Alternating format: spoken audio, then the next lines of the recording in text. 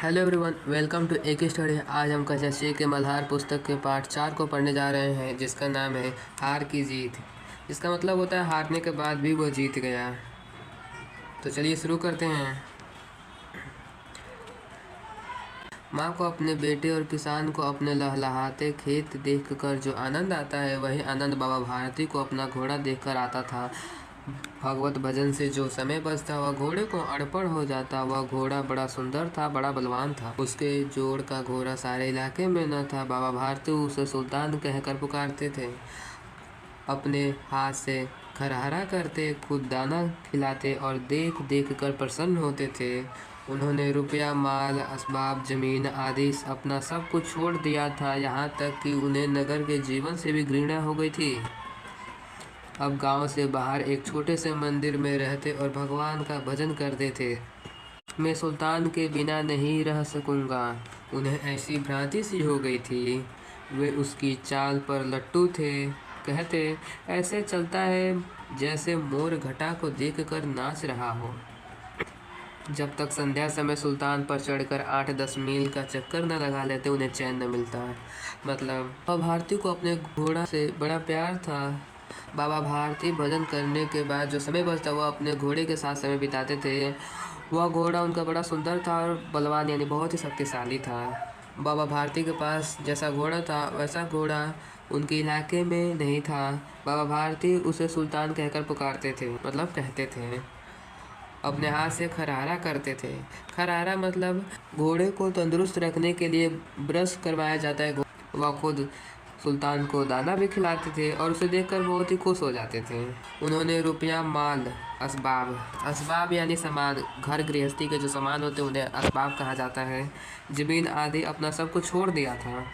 यहाँ तक कि उन्हें नगर के जीवन से भी घृणा थी, मतलब वह शहरी जीवन भी पसंद नहीं करते थे। अब गांव से बाहर एक छोटे से मंदिर में वह रहते थे और भगवान का भजन करते थे। उन्हें ऐसा लगता था कि अगर सुल्तान नहीं रहेगा तो मैं भी नहीं रह पाऊंगा। वे उसकी चाल, यानी वह बहुत ही तेज चलता था और उससे वह बहुत ही खुश होते थे और कहते थे, ऐसा चलता है जैसे मोर घटा को देखकर नाच रहा हो। वह हर रोज़ शाम को सुल्तान पर चढ़कर 8-10 मील चक्कर तब तक नहीं लगा लेते, तब तक उन्हें चैन न मिलता है। चलिए आगे देख लेते हैं। खड़क सिंह उस इलाके का प्रसिद्ध डाकू था। लोग उसका नाम सुनकर कांपते थे। होते होते सुल्तान की गिरती उसके कानों तक भी पहुंची। उसका हृदय उसे देखने के लिए अधीर हो गया। एक दिन वह दोपहर के समय बाबा भारती के पास पहुंचा और नमस्कार करके बैठ गया। बाबा भारती ने पूछा, खड़क सिंह क्या हाल है? खड़क सिंह ने सिर झुकाकर उत्तर दिया, आपकी दया है। कहो इधर कैसे आ गए? सुल्तान की चाह लाई। विचित्र जानवर है, देखोगे तो प्रसन्न हो जाओगे। मैंने भी बड़ी प्रशंसा सुनी है, उसकी चाल तुम्हारा मन मोह लेगी।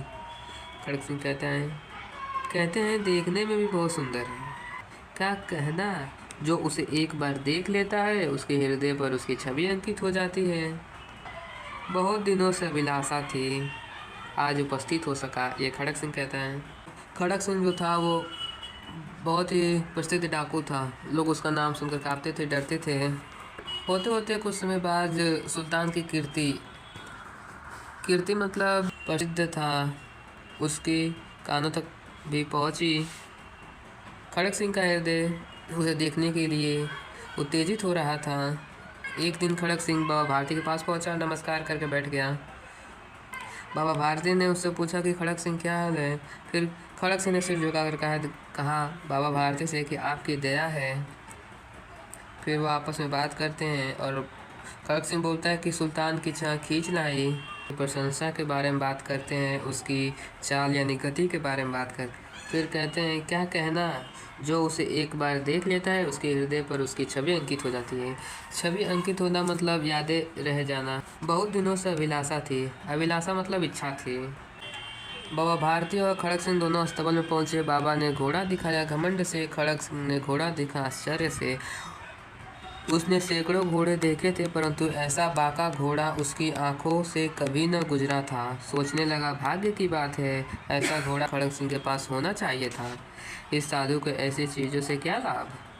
कुछ देर तक आश्चर्य से चुपचाप खड़ा रहा। इसके पश्चात उसके हृदय में हलचल होने लगी। बालकों की सी अधीरता से बोला, परंतु बाबा जी, इसकी चाल न देखी तो क्या देखा?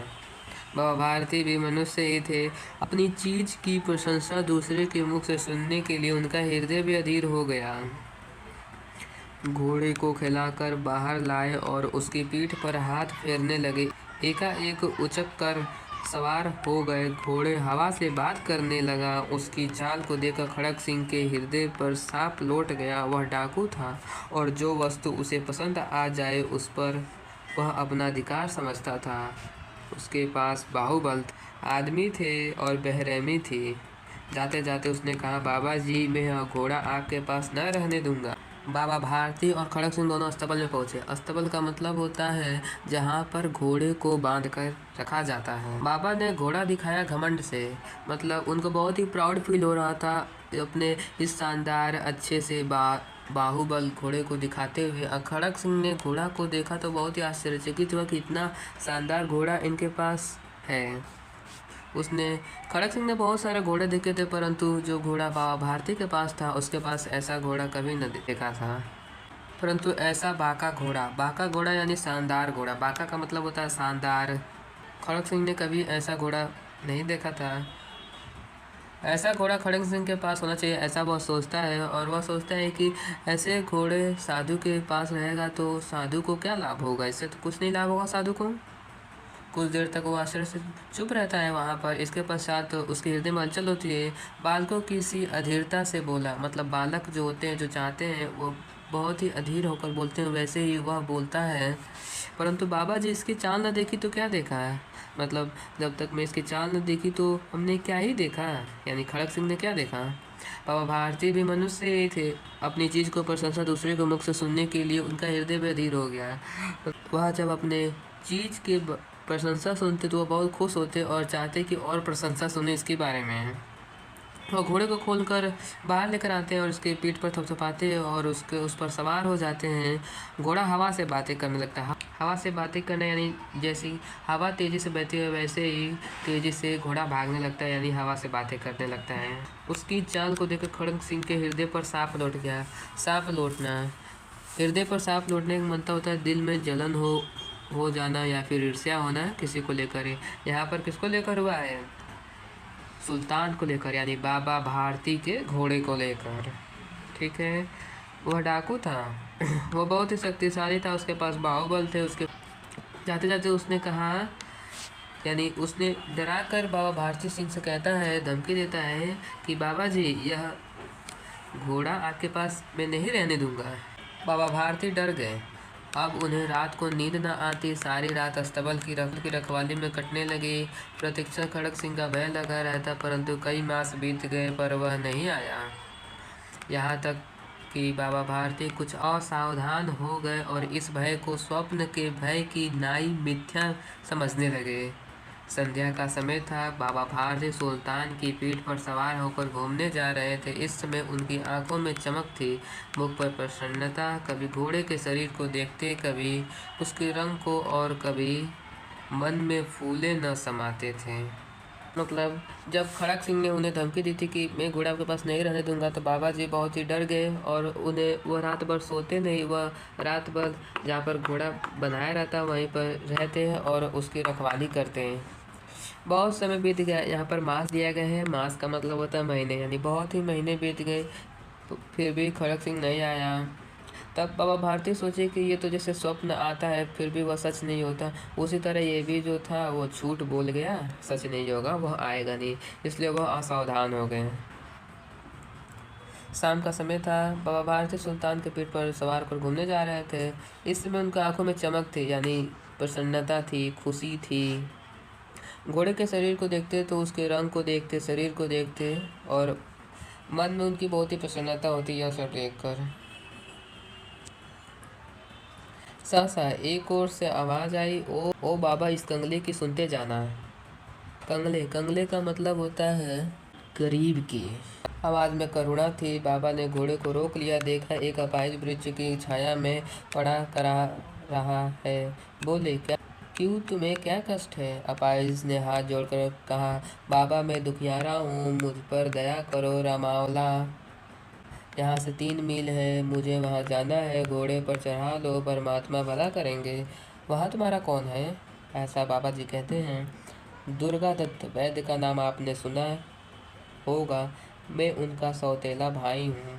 बाबा भारती ने घोड़े से उतरकर अपाहिज को घोड़े पर सवार किया और स्वयं उसकी लगाम पकड़कर धीरे धीरे चलने लगे। सहसा उन्हें एक झटका सा लगा और लगाम हाथ से छूट गई।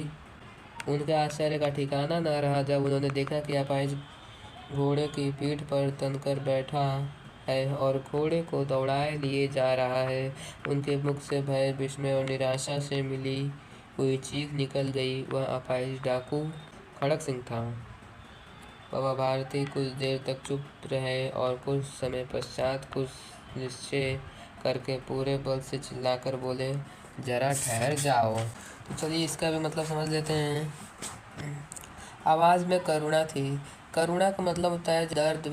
बाबा ने जब उस गरीब को देखा तो वहाँ पर रुक गए और बोले कि क्यों, तुम्हें क्या कष्ट है? अपाहिज ने यानी गरीब ने हाथ जोड़कर बाबा से कहा कि मैं दुखियारा हूँ। दुखियारा का मतलब होता है अपाहिज। मुझ पर दया करो। रामावला यहाँ से 3 मील है, मुझे वहाँ जाना है। यानी गरीब को जाना होता है रामावला। क्यों जाना होता है रामावला? क्योंकि वहाँ पर दुर्गा दत्त वैद्य का नाम उनका सौतेला भाई रहता है। वो बताता है कि रामावला यहाँ से 3 मील दूर है और उनसे रिक्वेस्ट करता है बाबा भारती से कि मुझे आप वहाँ छोड़ दीजिए। दुर्गा दत्त वैद्य, वैद्य का मतलब होता है जो उपचार करते हैं, उन्हें वैद्य कहा जाता है। उपचार। बाबा भारती नीचे उतर गए और उसे चढ़ा दिए, वहाँ पर घोड़े पर सवार कर दिए और स्वयं उसकी लगाम। लगाम का मतलब होता है रस्सी जिससे घोड़ा बंधा होता है, उसे लगाम कहा जाता है। तो नीचे से पकड़कर धीरे धीरे चलने लगे और उस अपाहिज को घोड़े पर चढ़ाकर वहाँ पर बैठा दिए। परंतु अचानक क्या होता है कि लगाम जो होता है बाबा के हाथ से वो छूट जाता है और वो आश्चर्यचकित हो जाते हैं यह देखकर कि जो अपाहिज था वो घोड़े पर तन कर बैठा हुआ है और घोड़े को दौड़ाए लिया जा रहा है। तो वो बहुत निराश हो जाते हैं, डर जाते हैं, क्योंकि वह अपाहिज जो था वह डाकू खड़क सिंह था। बाबा भारती कुछ देर तक चुप रहते हैं और खूब जोर से बोलते हैं, जरा ठहर जाओ। चलिए आगे देख लेते हैं। खड़क सिंह ने यह आवाज़ सुनकर घोड़ा रोक लिया और उसकी गर्दन पर प्यार से हाथ फेरते हुए कहा, बाबा जी यह घोड़ा अब न दूंगा, परंतु एक बात सुनते जाओ, ऐसा बाबा जी कहते हैं। खड़क सिंह ठहर गया, वहाँ पर रुक गया। बाबा भारती ने निकट जाकर उसकी ओर ऐसी आंखों से देखा जैसे बकरा कसाई की ओर देखता है और कहा, यह घोड़ा तुम्हारा हो चुका है, मैं तुमसे इसे वापस करने के लिए न कहूँगा, परंतु खड़क सिंह केवल एक प्रार्थना करता हूँ, इसे अस्वीकार न करना, नहीं तो मेरा दिल टूट जाएगा। बाबा जी आज्ञा कीजिए, मैं आपका दास हूँ, केवल यह घोड़ा न दूंगा। अब घोड़े का नाम न लो, मैं तुमसे इस विषय में कुछ न कहूँगा, मेरी प्रार्थना केवल यह है कि इस घटना को किसी के सामने प्रकट न करना। चलिए इसका मतलब समझ लेते हैं। जब बाबा भारती ने चिल्लाकर बोला, जरा ठहर जाओ, तो खड़क सिंह बोलता है कि मैं यह घोड़ा नहीं दूंगा। फिर भी बोलते हैं कि तुम मेरी एक बात सुनकर जाओ। तब खड़क सिंह रुक जाता है।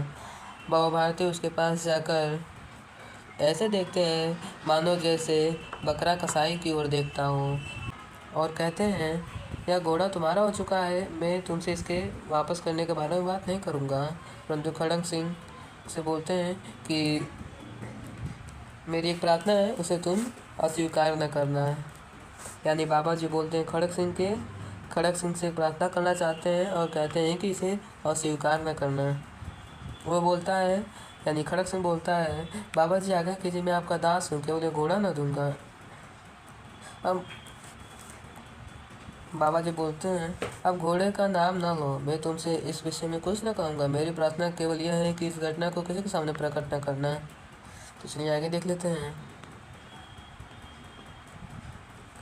खड़क सिंह का मुंह आश्चर्य से खुला रह गया। उसे लगा था कि उसे घोड़े को लेकर यहाँ से भागना पड़ेगा, परंतु बाबा भारती ने स्वयं उसे कहा कि इस घटना को किसी के सामने प्रकट न करना। चलिए थोड़ा पहले यहाँ पर समझ लें।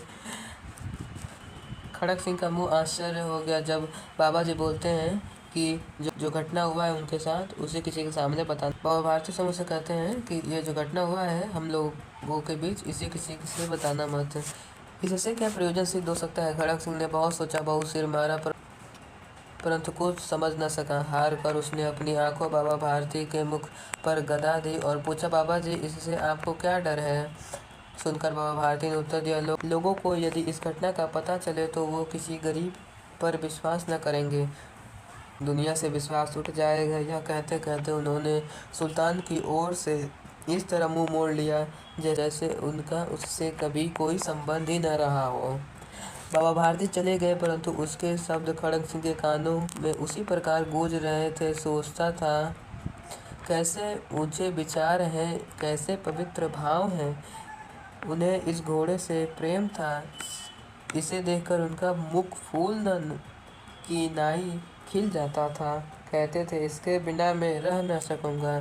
इसकी रखवाली में वे कई रात सोए नहीं, भजन भक्ति न कर रखवाली करते हैं, परंतु आज उनके मुख पर दुख की रेखा तक दिखाई न पड़ती थी। उन्हें केवल यह ख्याल था कि कहीं लोग गरीब विश्वास करना न छोड़ दें। चलिए इसका मतलब एक बार समझ लेते हैं। इससे क्या प्रयोजन सिद्ध हो सकता है? प्रयोजन का मतलब होता है उद्देश्य। खड़क सिंह बहुत सोचता है और बहुत सिर मारा। सिर मारा का मतलब होता है बहुत दिमाग लगाना। वह बहुत दिमाग लगाता है, फिर भी वो नहीं, इसका कारण नहीं समझ पाता है। हार कर वह बाबा भारती के मुख पर गड़ा दिया और पूछता है कि इससे आपको क्या डर है? यानी घटना अगर मैं बता दूं, यानी खड़क सिंह अगर घटना बता दें तो बाबा को क्या डर है इससे? सुनकर बाबा ने उत्तर दिया कि अगर इस घटना के बारे में लोगों को पता चल जाएगा तो लोग गरीबों पर विश्वास नहीं करेंगे, दुनिया से विश्वास उठ जाएगा। यह कहते कहते उन्होंने सुल्तान की ओर से इस तरह मुंह मोड़ लिया जैसे उनका उससे कोई मतलब ही ना रहा हो। बाबा भारती वहाँ से चले जाते हैं, परंतु जो वो बोले थे वह खड़क सिंह के कानों में गूंज रहे थे। वो सोच रहा था कि कैसे ऊंचे विचार हैं, कैसे पवित्र भाव हैं। वह सोचता है कि बाबा को घोड़े से बहुत ही प्रेम है। इसे देखकर उनका फूल की नाई का मतलब होता है बस जैसे, यानी फूल की जैसे खिल जाता था। कहते थे, इसके बिना मैं रह ना सकूंगा। इसी रखवाली में वह कई रात नहीं सो पाते थे। जब खड़क सिंह बाबा को धमकी दिया था कि मैं यह घोड़ा आपके पास रहने न दूंगा, तब वह भजन भक्ति नहीं करते थे और बस घोड़े की रखवाली करते थे। परंतु उनका यह डर है कि लोग गरीबों पर विश्वास करना न छोड़ दें। चलिए आगे पढ़ लेते हैं। रात के अंधेरे में खड़क सिंह बाबा भारती के मंदिर में पहुंचा। चारों ओर सन्नाटा था, आकाश में तारे टिमटिमा रहे। थोड़ी दूर पर गांवों के कुत्ते भौंक रहे थे। मंदिर के अंदर कोई शब्द सुनाई न देता था। खड़क सिंह सुल्तान की बाग पकड़े हुए थे। वह धीरे धीरे अस्तबल के फाटक पर पहुंचा। फाटक खुला पड़ा था। किसी समय वहां बाबा भारती स्वयं लाठी लेकर पहरा देते थे, परंतु आज उन्हें किसी चोरी, किसी डाके का भय न था। खड़क सिंह ने आगे बढ़कर सुल्तान को उसके स्थान पर बांध दिया और बाहर निकलकर सावधानी से फाटक बंद कर दिया। इस समय उनकी आंखों में पश्चाताप के आंसू थे। मतलब क्या होता है, जब वो बाबा भारती उसे बोल देते हैं कि लोगों का गरीबों पर विश्वास उठ जाएगा, जब यह बात उसे बोलते हैं तो वह रात के अंधेरे में क्या करता है, खड़क सिंह बाबा भारती के पास पहुंचता है। बाबा भारती के मंदिर में पहुंचता है और चारों ओर देखता है कि वहाँ पर सन्नाटा होता है। आकाश में तारे टिमटिमा रहे होते हैं और थोड़ी दूर पर गांवों के कुत्ते क्या कर रहे होते हैं, भौंक रहे होते हैं। मंदिर के अंदर कोई शब्द सुनाई नहीं दे रहा था। खड़क सिंह सुल्तान के बाग पकड़े। बाग का मतलब होता है लगाम। वो धीरे धीरे क्या करता है, अस्तबल में फाटक खोलता है और देखता है कि फाटक तो खुला पड़ा था। सोचता है कि किसी समय वहाँ बाबा भारती स्वयं लाठी लेकर पहरा देते थे, परंतु आज न किसी की चोरी का डर है, न किसी डाकू का डर है। इसलिए वह फाटक खुला होता है और खड़क सिंह जो होता है वह आगे बढ़कर वहाँ पर सावधानी से बांध कर बाहर निकल जाता है और वह उसके आंखों में आंसू होते हैं पश्चाताप के। रात्रि का तीसरा पहर बीत चुका था। चौथे पहर आरंभ होते ही बाबा भारती ने अपनी कुटिया से बाहर निकल ठंडे जल से स्नान किया। उसके पश्चात इस प्रकार जैसे कोई स्वप्न में चल रहा हो उनके पांव अस्तबल की ओर बढ़े, परंतु फाटक पर पहुंचकर उनको अपनी भूल प्रतीत हुई। साथ ही घोर निराशा ने पांवों को मन भर का भारी बना दिया। वे वहीं रुक गए। घोड़े ने अपने स्वामी के पांवों को चाप को पहचान लिया और जोर से हिनहिनाया।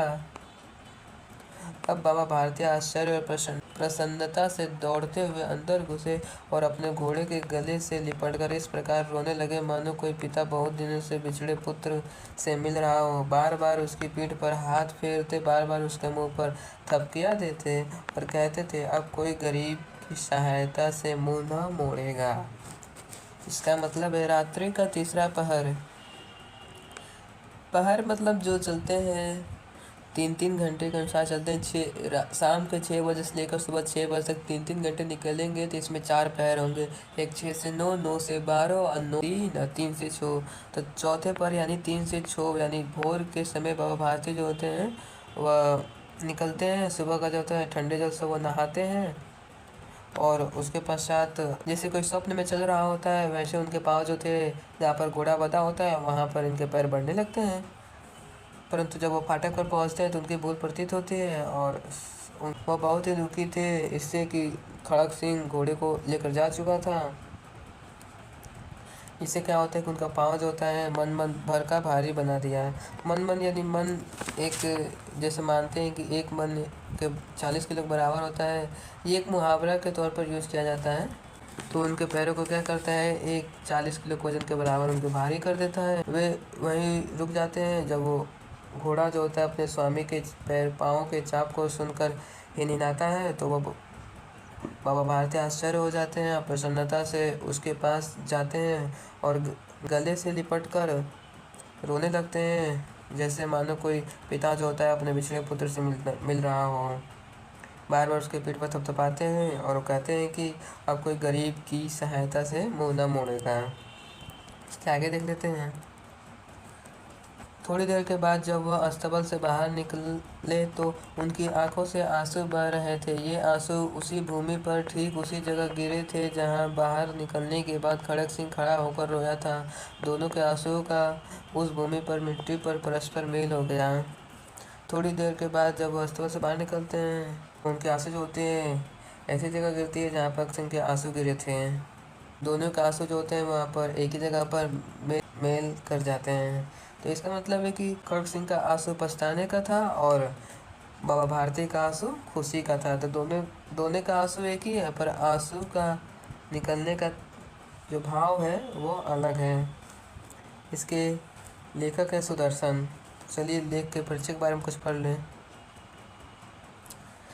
यह कहानी हिंदी की प्रसिद्ध कहानियों में से एक है और इसे हिंदी के प्रसिद्ध लेखक सुदर्शन ने लिखा है। सुदर्शन का वास्तविक नाम बद्रीनाथ भट्ट था। सुदर्शन का वास्तविक नाम बद्रीनाथ भट्ट था। ये आपके बहुविकल्पीय प्रश्न के तौर पर पूछा जा सकता है, आप इसे याद कर लीजिएगा। उन्होंने पहली कहानी तब लिखी थी जब ये आप ही की तरह छठी कक्षा में पढ़ते थे। सुदर्शन ने कहानियों के अतिरिक्त कविताएं, लेख, नाटक और उपन्यास भी लिखे। इसके अलावा उन्होंने अनेक फिल्मों की पटकथा और गीत भी लिखे। पटकथा यानी जो स्टोरी लिखी जाती है उसे पटकथा कहा जाता है। तो हम इस पाठ को पढ़ चुके हैं। तो आप सभी को बहुत बहुत